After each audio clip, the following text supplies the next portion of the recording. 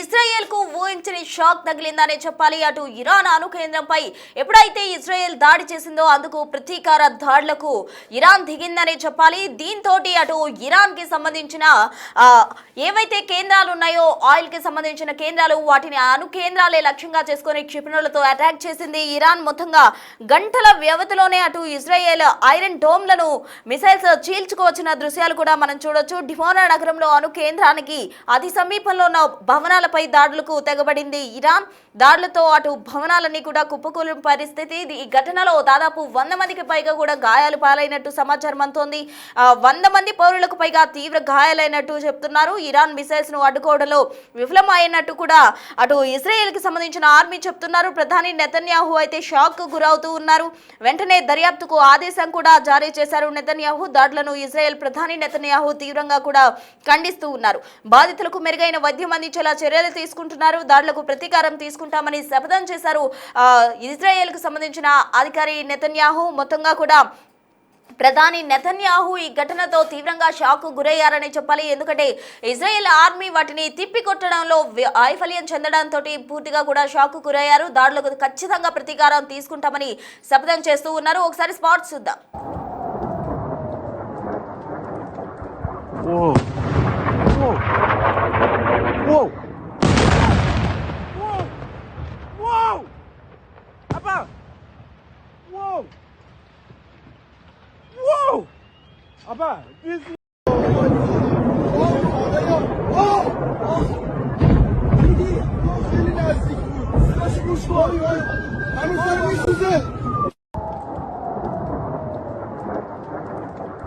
Whoa! Whoa! Whoa! Whoa! Abba! Whoa! Whoa!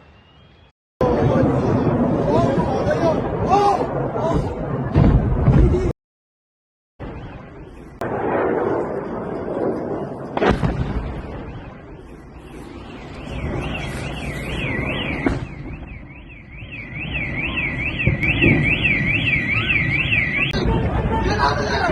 Move! Move! Get out of there! Move! Move! Hey!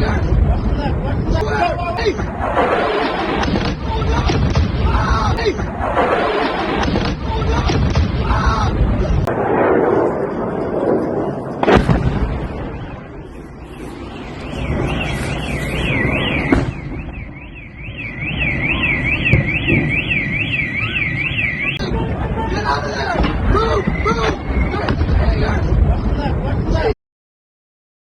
Israel అణు కేంద్రంపై Iran విరుచుకుపడిందని చెప్పాలి. గంటల వ్యవధిలోనే అటు ఇజ్రాయెల్ కు సంబంధించిన ఏవైతే అణు కేంద్రాలు ఉన్నాయో వాటి దగ్గరలో ఉన్న భవనాలకు సంబంధించి మిసైళ్లు దూసుకు వెళ్లే విధంగా కూడా ఇరాన్ అటాక్ చేసిందని చెప్పాలి. దీంతో అటు ఇజ్రాయెల్ ప్రధాని నెతన్యాహు భారీ షాక్ కి గురయ్యారు.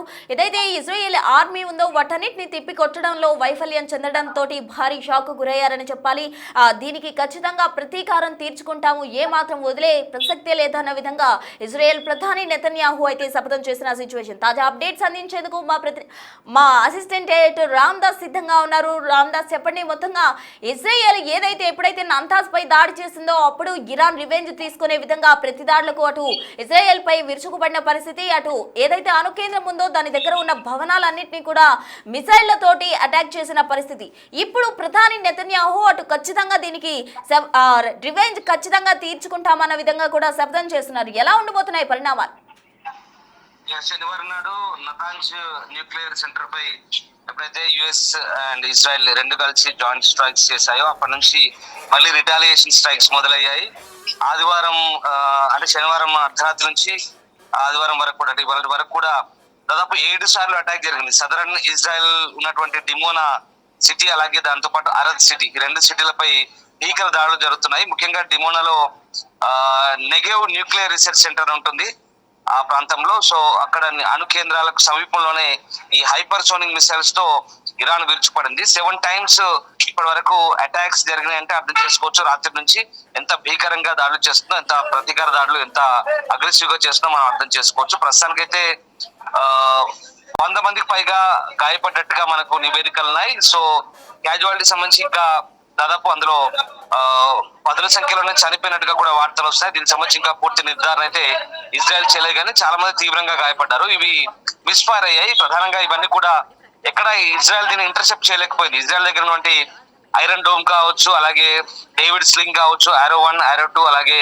ఐరన్ బీమ్ లాంటి వ్యవస్థలు కూడా వీటిని అడ్డుకోలేకపోయినాయి. ఎక్కడో ఏదో ఏమరపాటు జరిగింది, మొత్తం మీద అక్కడ వాటిని అడ్డుకోలేకపోయి ఇప్పుడు దీని మీదనే ప్రైమ్ మినిస్టర్ బెంజమిన్ నెతన్యాహు చాలా సీరియస్ గా ఉన్నారు. దీని మీద దర్యాప్తు కూడా ఆదేశించారు. ఐడిఎఫ్ అయితే క్లెయిమ్ చేసింది డెఫినెట్ గా ఈ డిమోనాపై హైపర్సోనిక్ బాలిస్టిక్ మిసైల్స్ తో ఇరాన్ విరుచుకుపడింది, దట్ టు 7 times. సో ఇప్పటికైతే న్యూక్లియర్ సెంటర్ సంబంధించి ఎట్లాంటి డ్యామేజ్ జరిగినట్టుగా రిపోర్ట్స్ అయితే లేవు. రేడియేషన్ లీకేజ్ సంబంధించి కూడా ఎట్లాంటి ఇబ్బందులు లేవు. సో అంతా సేఫ్ గా ఉన్నారు, అట్లాంటి ఇబ్బంది ఏం లేదని చెప్తుంది ఇజ్రాయెల్ గవర్నమెంట్. బట్ దీనికి ఖచ్చితంగా ప్రతీకారం అయితే ఖచ్చితంగా ఉంటుందంటూ ఇజ్రాయెల్ ప్రధాని బెంజమిన్ నెతన్యాహు చెప్తున్నారు. అంత భీకర దాడులు ఇటీవలి కాలంలో ఇజ్రాయెల్ పై ఎప్పుడు జరగలేదు. వరుస మిసైల్ 7 సార్లు వరుసగా hypersonic missiles, ballistic missiles, intercontinental ballistic missiles, that Fattah, Khorramshahr వంటి మిసైల్స్ ఇవి చాలా వేగంతో, ధ్వని వేగంతో వెళ్లే మిసైల్స్. వీటిని even David sling, iron dome కూడా అడ్డుకోలేకపోయాయంటే మనం అర్థం చేసుకోవచ్చు ఎంత భారీ స్థాయిలో మిసైల్ వర్షం కురిసిందో. సో ఆ రకంగా అక్కడంతా కూడా విధ్వంసం కనబడుతోంది. సో ఇవన్నీ కూడా ఒక 3 స్టోరీడ్ బిల్డింగ్ అంతా కూడా కుప్పకూలిపోయింది, వందల సంఖ్యలో గాయపడ్డారు. ఇంకా ఎంతమంది చనిపోయారు అనేది రిపోర్ట్స్ తెలియాల్సింది. సో దీన్ని బట్టి మనం అర్థం చేసుకోవచ్చు మధ్యప్రాచ్యంలో పరిస్థితులు ఎంత దారుణంగా ఉన్నాయో, ఒకసారిగా ఉద్రిక్తతలు ఎంత తీవ్రంగా ఉన్నాయో అర్థం చేసుకోవచ్చు. ఇరాన్ తాజాగా ఇజ్రాయెల్ పై విడిచిపడ్డ పరిస్థితి మనకు కనబడుతోంది. ఇక్కడ కీలకమైన పరిశోధన కేంద్రాన్ని టార్గెట్ గా చేసుకుని ఈ దాడులు జరిగినట్టుగా మన సమాచారం. అయితే క్షిపణులు ఆ పరిశోధన కేంద్రాన్ని నేరుగా తాకపోయినా సమీప భవనాలపై పడ్డాయి. దీంతో అన్ని కేంద్రానికి అయితే ఎలాంటి నష్టం జరగలేదని వెల్లడిస్తాయి, కానీ పౌరుల నివాస ప్రాంతాలు లక్ష్యంగా మారడంతో ఇప్పుడిప్పుడే యుద్ధం ఒక ఎండ్కి వస్తుంది అని అంతా ఊపిరి పీల్చుకుంటున్న సమయంలో ఈ దాడులు ఏ విధంగా చూడాలంటారు? అసలు ఇప్పుడే ఈ ఎండ్ కార్డ్ పడుతుంది ఈ యుద్ధానికి అని అందరూ కూడా ఊపిరి తీసుకుంటున్న సమయంలో మరోసారి దాడులు, ప్రతి దాడులు ఎక్కువగా భీకర రూపం దాలుస్తున్న క్రమంలో ఎలా ఉండబోతున్నాయి అంటారు పరిణామాలు? ప్రపంచ దేశాలపై ఎఫెక్ట్ ఎలా ఉంటుంది? ఖచ్చితంగా యుద్ధం రోజు రోజుకి పెరుగుతుంది, తీవ్ర రూపం దాల్సింది. ఎక్కడ ఊపిరి పీల్చుకునే పరిస్థితి లేదు దారుణంగా. ఎందుకంటే ప్రతీకార దాడులు అంతకంత పెరుగుతున్నాయి ఇరాన్ వైపు నుంచి. ఎందుకంటే ఎక్కడో ఉన్నటువంటి డియాగో గార్సియా, హిందూ మహాసముద్రంలో ఉన్న డియాగో గార్సియానే ఏకంగా టార్గెట్ చేశారు. 4000 కిలోమీటర్ల వరకు కూడా ICBM లను, ఇంటర్ కాంటినెంటల్ బాలిస్టిక్ మిసైల్స్ ని అక్కడ నుంచి ప్రయోగిస్తారంటే అర్థం చేసుకోవచ్చు. అంటే అక్కడ UK స్థావరం ఉంది చాగోస్ దీవుల్లో, సో అక్కడికి కూడా టార్గెట్ చేశారంటే దీన్ని బట్టి మనం అర్థం చేసుకోవచ్చు. ఈవెన్ దో యూరోప్ ని కూడా టార్గెట్ చేస్తారు, ఈవెన్ లండన్, ప్యారిస్ ఇవన్నీ కూడా టార్గెట్ కావచ్చు అవసరమైతే కనుక. సో ఇవన్నీ కూడా 3000 కిలోమీటర్ల దూరంలోనే ఉన్నాయి. డెఫినెట్ గా యుద్ధం అనేది ప్రతీకార దాడులతో భీకరంగా కొనసాగుతుందని చెప్పాలి. ఓవైపు గల్ఫ్ నేషన్స్ అన్ని కూడా రస్ లఫాన్ కావచ్చు, ఆరామ్కో కావచ్చు, అలాగే ఇవన్నీ కూడా దెబ్బతిన్నాయి. చమురు రిఫైనరీలు, శుద్ధి కేంద్రాలన్నీ కూడా ఇప్పటికే ఓవైపు చమురు కేంద్రాలన్నీ కూడా దెబ్బతినడంతో ఓవైపు దానివల్ల ధరలు పెరిగాయి. ఒక రకంగా ప్రపంచ మార్కెట్ అంతా కూడా కుదేలవుతున్న పరిస్థితి కనబడుతోంది. ప్రపంచ దేశాల నుంచి ఒత్తిడి పెరుగుతుంది. మరోవైపు నాటో దేశాలు స్పందించడంతో అటు అమెరికా ఒంటరిగా బంకర్ బస్టర్ బాంబులతో అక్కడ వాళ్ళు ఫైట్ చేస్తున్నారు. అంతేకాదు మెరైన్ కమాండోలు కూడా ప్రస్తుతం గల్ఫ్ ఆఫ్ పర్షియాకి చేరుకున్న పరిస్థితి. ఇంకా రాను ఇది పెరిగే అవకాశం ఉంది, కానీ తగ్గే అవకాశం అయితే కనిపించట్లేదు. భీకరంగా ఇప్పుడు దీనికి ప్రతీకారంగా ఇజ్రాయెల్ మళ్ళీ భీకర దాడులు చేసే అవకాశం ఉంది, లక్షిత దాడులు చేసే అవకాశం ఉంది. ఖచ్చితంగా నిన్న జరిగినటువంటి దాడుల్లో అక్కడ ఉన్నటువంటి బాలిస్టిక్ మిసైల్స్ సంబంధించినటువంటి లాంచ్ ప్యాడ్లను టెహరాన్ కావచ్చు, దాని సమీపంలో ఉన్న ప్రాంతాల్లో విధ్వంసం చేయగలిగింది. చాలా పక్కాగా దాడులు చేస్తున్నారు. అంతేకాదు నిన్న ఒక వైమానిక స్థావరంపై కూడా, ఎయిర్ బేస్ పై కూడా దాడి చేశారు. అక్కడ F-5 ఫైటర్ జెట్లు, ఇరాన్ సంబంధించినటువంటి ఫైటర్ జెట్లు అన్ని కూడా విధ్వంసం అయ్యాయి వెస్ట్ ఇరాన్ లో. సో ఇదంతా కూడా దాడులు పెరుగుతున్నాయి, కానీ ఎక్కడ తగ్గినట్టు కనిపిస్తలేదు. సో ఇప్పుడు ఇరాన్ చేసిన దాడిలో దాదాపు 12 మందికి పైగా చనిపోయినట్టుగా తెలుస్తుంది, వందలాది మంది గాయపడ్డారు. దాడులు అయితే భీకరంగానే కొనసాగుతున్నాయి. ప్రపంచ దేశాలను కూడా ఆందోళన వ్యక్తం చేసిన పరిస్థితి కనబడుతోంది.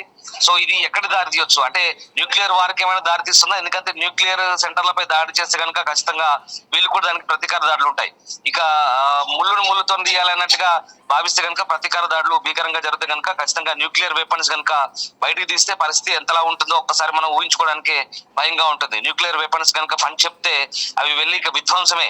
సో మనకు తెలిసిందే హిరోషిమా నాగసాకి లాంటి ప్రాంతాల్లో అమెరికా న్యూక్లియర్ వార్ హెడ్స్ ను వదిలినప్పుడు ఎంత భయంకరమైన పరిస్థితులు ఉన్నాయో కొన్ని సంవత్సరాల దశాబ్దాల వరకు కూడా ఇంకా గడ్డిమూలని పరిస్థితి. అట్లాంటి భయంకర పరిస్థితులు ఉంటాయి. న్యూక్లియర్ వెపన్స్ కనుక బయట తీస్తే క్షణాల్లోనే జనాలంతా కూడా మట్టి కరిచిపోతారు. వెంటనే ఆ గాలి పీల్చినా లేదా ఆ రేడియేషన్ లీకేజ్ అయినా విపరీతమైన సమస్య ఉంటుంది. శ్వాసకోశ వ్యాధులతో మృత్యువాత పడతారు.